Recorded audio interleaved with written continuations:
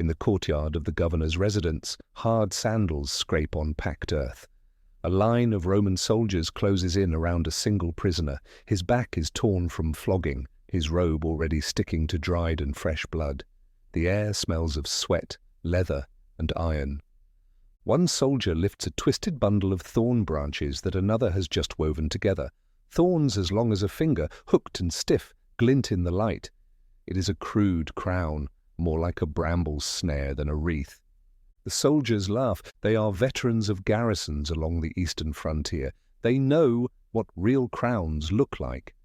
Laurel wreaths laid on the head of a general in triumph, golden diadems on statues of emperors, heavy circlets studded with gems worn at games and ceremonies.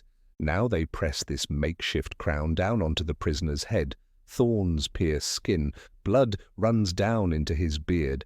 Someone finds a reed, something like a mock scepter, and shoves it into his bound hands. A cloak is thrown over his shoulders.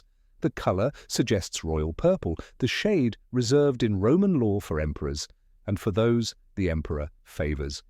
It is an old garment, probably scavenged from some storeroom, but it will serve for a joke. "Hail, King of the Judeans!" one calls. Others kneel in exaggerated bows, then slap him across the face.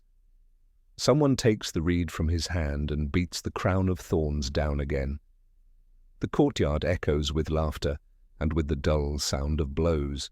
For the soldiers, this is grim comedy. It is a way to pass the time, to make light of another execution. They have crucified many people, runaway slaves, bandits, rebels. This one is only another condemned man labeled a kind of king. That label is enough to invite parody. The crown of thorns is their joke on kingship. Nothing in this moment suggests that the cross that waits outside the city will ever be anything more than a tool of punishment. Nothing suggests that one day Roman standards will carry that same cross as a holy sign and that emperors will kneel before it. To understand how such a reversal could happen, the scene in the courtyard has to be placed back into its world, into Roman time and Roman customs. The soldiers at Jerusalem serve a governor who answers to the emperor in Rome. They swear oaths by the emperor's genius, his protective spirit. They march behind standards crowned with wreaths and topped with images of eagles and of Caesars. For them, power has a visible shape. It is an emperor robed in purple, sitting on a raised platform. It is a victorious general riding in a chariot under an arch. It is a laurel crown pressed onto a sweaty forehead while crowds cheer. It is also the cross. For Roman authorities, crucifixion is not only a way to kill, it is a way to display defeat. It is slow, public, and humiliating. Nails and ropes hold a body up where everyone can see it. The message to onlookers is simple. This person opposed Rome, and Rome made an example of him. Roman writers describe crucifixion as a punishment reserved for slaves, bandits, and enemies of the state. One calls it the supreme penalty. Another says that even the word cross should be kept far from the lips of Roman citizens. The device is associated with shame. In the eastern provinces, including Judea, crucifixion is used in times of upheaval. Revolts are followed by mass executions along roads, at city gates, and beside encampments. The cross and similar structures appear often enough that local people come to know their shape well. The biblical accounts describe one particular crucifixion under a governor whose term can be placed in the early part of the 1st century. They present a prisoner accused of claiming kingship or having such a claim made about him. That is enough for Roman suspicion. The charge, written on a board above his head, calls him King of the Judeans. In Roman practice, this sign, the titulus, announces the crime. It turns the cross into a public inscription. Travelers can read it and understand the warning. Later, Christian tradition will add many details, but the core elements appear in the earliest accounts. A flogging. The soldiers mock him as a king, a crown of thorns, a robe, a reed placed in his hand, a path out of the city to a place of execution, nails fixing him to the cross, hours of exposure, death confirmed by Roman personnel. Modern scholarship examines these details against what is known of Roman punishment. Some scholars conclude that the description of scourging, the titulus, and the presence of soldiers fits well with other executions of that time. Others argue that the narratives are shaped by theological concerns and by later reflection on prophecy, and that not every detail can be tested. Archaeology adds a few hard pieces of evidence. In one burial site near Jerusalem, a heel bone has been found with an iron nail still passing through it, bent at the tip. The bone bears marks that suggest the person was fastened to a wooden structure. The find confirms that in Judea, in the 1st century, Roman executioners used nails through the feet or ankles on a cross or similar device. The exact shape of the cross used in this and other executions is debated. Some scholars conclude that the condemned carried only the crossbeam, called the patibulum, to a permanent upright post that already stood at the site. Others argue for a full cross carried in one piece or assembled there. Roman descriptions of crucifixion include both. Some mention victims tied with ropes, others speak of nails through hands or wrists. Some note that bodies were left on crosses for days. Others report that families were sometimes allowed to bury the dead before nightfall, especially in provinces where local customs about burial were strong. The crown of thorns has a particular meaning in this context. In the Roman world, crowns are not only ornaments, they carry legal and symbolic weight. The laurel crown marks a victor in games or in battle. A golden crown can mark honor from the emperor. Soldiers receive special crowns for storming walls or saving lives. To place a crown of thorns on the head of a condemned man is to parody these honors. It says, in effect, here is your king, here is your victor. Look at his throne, a cross. Look at his purple robe, stained with his own blood. Look at his scepter, only a reed. For the soldiers, the scene is bitter humor. They draw on the symbols of their own empire, invert them, and use them to humiliate a provincial prisoner whose alleged kingship appears laughable. The cross itself functions as an imperial symbol before it ever becomes a Christian one. In Roman hands, the cross tells a story. Rome conquers. Those who resist are raised up, not to glory, but to shame. The biblical narratives describe bystanders passing by and mocking the crucified man. Some taunt him to come down from the cross.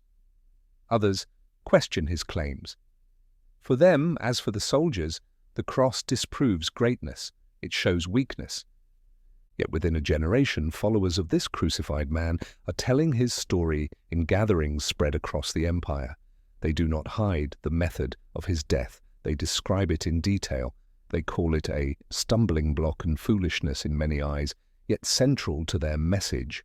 Letters circulating among early Christian communities speak openly about the cross. One letter says that the word of the cross seems foolish to those who are perishing, but to those being saved, it is the power of God. Another describes the crucified as humbling himself to death on a cross and being exalted afterward. These texts come from within the movement itself and present its own interpretation. Modern historians note that such writings are both sources for events and expressions of belief. They show clearly that very early the cross had already become a central symbol in Christian thought. Yet for a long time, Christians do not depict the crucifixion in art in the way later centuries will. In the first few centuries, surviving Christian images favor symbols such as the fish, the anchor, and the shepherd. One of the earliest known images connecting a cross and Christ is not Christian at all. It is a graffito scratched on a wall in the city of Rome. It shows a figure with a donkey's head nailed to a cross and another figure raising a hand in worship. The crude caption calls the worshipper a fool. This graffiti is a mockery. It reflects the way some people in the empire viewed the idea of worshipping a crucified figure. From that perspective, the cross remains shameful. It remains everything a god or a hero is not supposed to be. Evidence from early Christian worship suggests that believers made the sign of the cross over themselves and associated the shape of the cross with protection and with the name of the crucified. Some small objects, like amulets and carved gems, carry simple cross marks. These are quiet, private signs, not public banners. In the 2nd and 3rd centuries, Christians are a minority, sometimes tolerated, sometimes persecuted. The instruments of state power, including crosses and execution grounds, are still on the side of the empire, not the church. Roman soldiers continue to carry standards topped with eagles and with images of emperors. The turning point comes in the 4th century with the rise of a new emperor who favors Christianity. Accounts from that time describe a vision or dream before a battle near a bridge over the Tiber River. In that vision, a sign appears in the sky, sometimes described as a cross, sometimes as a combined monogram of 2 Greek letters that begin the word for Christ. The emperor orders this sign placed on the shields and standards of his troops. The imperial standard, the labarum, now bears not the old pagan symbols, but a Christian one. A battle is won. The emperor credits his victory to the Christian God. Different sources give different details for this event. Some scholars conclude that a visionary experience led to a deliberate adoption of Christian symbols as part of imperial propaganda. Others argue that the story has been shaped by later writers to present the emperor in a more pious light, and that the exact nature of the sign and of the vision cannot be known. Whatever the precise origin, the result is clear. Within a few decades, imperial documents grant favor to Christian communities, and Christian bishops appear at court. Laws begin to restrict traditional sacrifices. The cross and related symbols move from the margins of society to its very center. On coins, on banners, and on public monuments, the symbols of the crucified one appear alongside imperial titles. The same kind of soldiers who once laughed at a crown of thorns now march behind standards that carry the sign of the cross or its monogram. On one monument, a giant statue of the emperor originally held a spear. Later accounts describe that spear being transformed into a cross. In another example, a triumphal arch celebrates victory. Reliefs on its surface show the emperor, and inscriptions credit the highest god, understood now in Christian terms. The cross itself is not yet sculpted on the stone, but the shift in language is already underway. By the later 4th century, imperial legislation favors Christianity more clearly. Other forms of worship lose legal status. The cross is invoked not as a mark of shame, but as a sign of victory and protection. The instrument of execution has become, in official language, a symbol of empire and of divine favor. Some Christian writers of that time make the contrast explicit. They recall that the cross had been used to destroy rebels and to terrorize the weak. Now, they say, the same shape appears glittering on crowns and on the foreheads of believers traced by fingers and oil. These writers interpret the change as a kind of divine reversal. Modern historians, looking at the same data, note that the adoption of Christian symbols served political purposes as well. It unified the empire under a new religious banner. It set the emperor apart as a chosen ruler. It gave a fresh language for loyalty. Christian soldiers now swear their oaths in the name of Christ. They carry shields marked with crosses into battle. When they raise their standards, the images at the top are no longer eagles, but Christian monograms, sometimes set above a crossbar. The tool that once proclaimed Rome's power over a condemned body has become a badge of Roman power itself. City walls are crowned with crosses. Churches stand at the centers of towns. Processions carry crosses at the head. The symbol of a slave's death is engraved on a ruler's ring. Yet the memory of the older meaning does not disappear. Christian texts and sermons continue to recall the humiliation and suffering associated with crucifixion. They describe the physical pain of nails, the weight on the chest, the thirst, and the exposure. They remind listeners that the cross was once an imperial threat. Some scholars conclude that this tension is central to Christian reflection on empire. The cross is both a memory of state violence and a sign of salvation. Others argue that over time, the association with imperial power softened the scandal of the cross, turning it into a conventional emblem that could easily be used to justify wars and authority. Archaeology traces this transformation in stone and metal. The earliest Christian graves often use simple symbols, like the fish. Later graves show crosses more clearly. In time, the cross appears not only on tombs, but also on helmets, belt buckles, and jewelry belonging to soldiers and officials. In one region after another, Coins minted under Christian emperors bear crosses or monograms connected to the cross. Money, which circulates through every level of society, carries the image into markets and homes. The symbol becomes familiar not only in worship, but in daily trade. The journey from the courtyard in Jerusalem to these coins and standards covers several centuries. It crosses languages, cultures, and political changes. It involves not only belief, but also law, architecture, and art. Throughout, the Roman military is present. At the beginning, soldiers drive nails into wood and bone. They cast lots for clothing beneath a cross. They repeat the routines they have learned in other provinces. Later, soldiers still gather in ranks. They still stand guard over cities, roads, and frontiers. But the signs above their heads and on their shields have changed. Where once there were eagles and images of emperors, there are now crosses and Christian monograms. The same institution that once enforced crucifixion now protects churches and Christian leaders. In some cases, it also enforces Christian orthodoxy against other Christians and against non-Christians. The cross, as a symbol, is now tied not only to a memory of suffering, but to the reality of imperial power. From a technical perspective, the cross moves through at least 3 distinct phases in the empire. At first, it is a device of execution and public warning, used mainly on non-citizens, slaves, and rebels. Roman law and practice treat it as the lowest and most degrading penalty.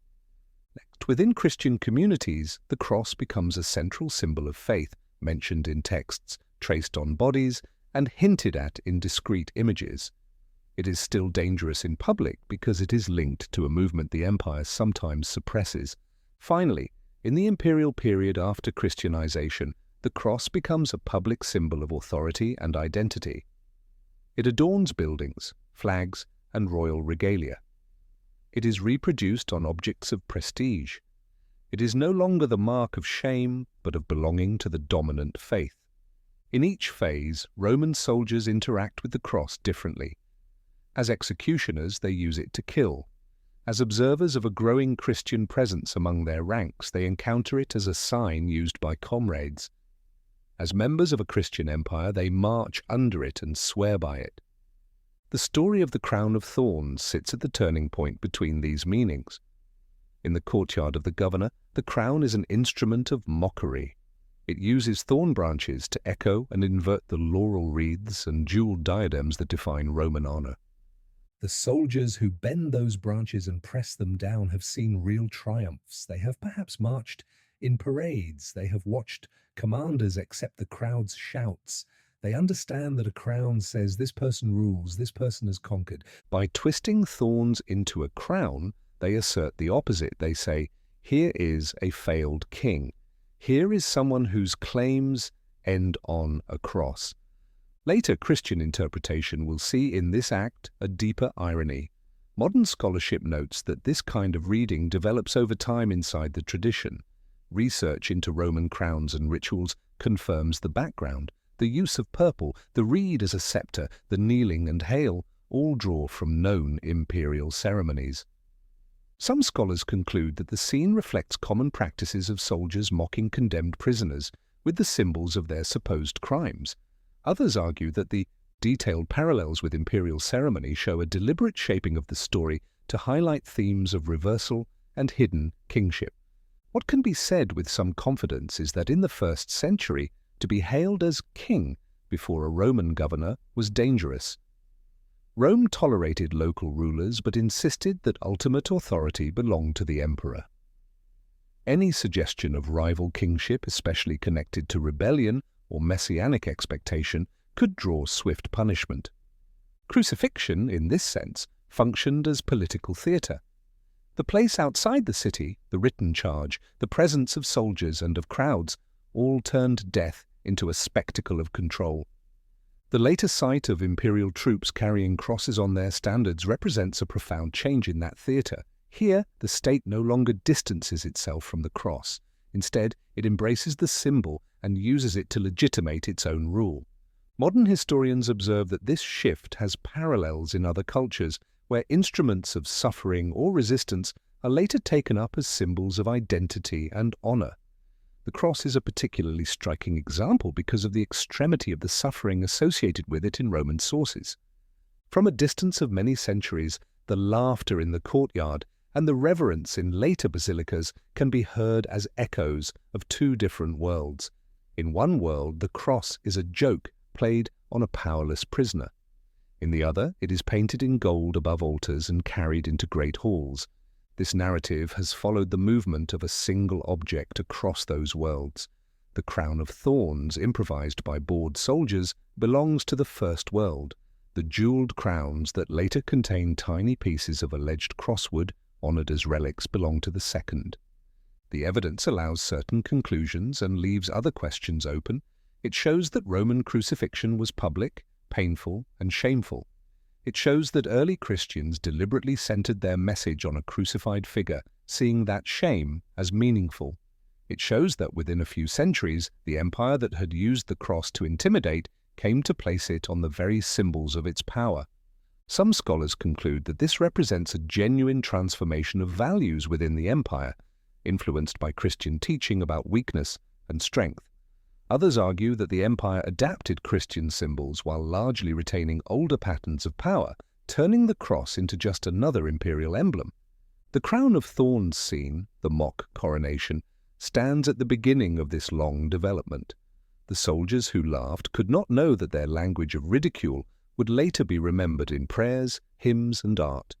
They could not imagine that emperors of the same empire would one day bow before the sign of the cross and ask for its protection in battle and in law. The journey of the cross from instrument of execution to imperial symbol raises further questions. How did Christian attitudes toward violence and state power change as the cross moved from the hands of executioners to the hands of emperors? How did images of crucifixion in art evolve from simple signs to detailed scenes? How did other punishments in the Roman world, such as the arena and the stake, shape Christian understanding of suffering and victory? These are the kinds of questions that follow naturally from the story of soldiers laughing at a crown of thorns, and from the later reality of an empire that bowed to the cross it once used to break rebels.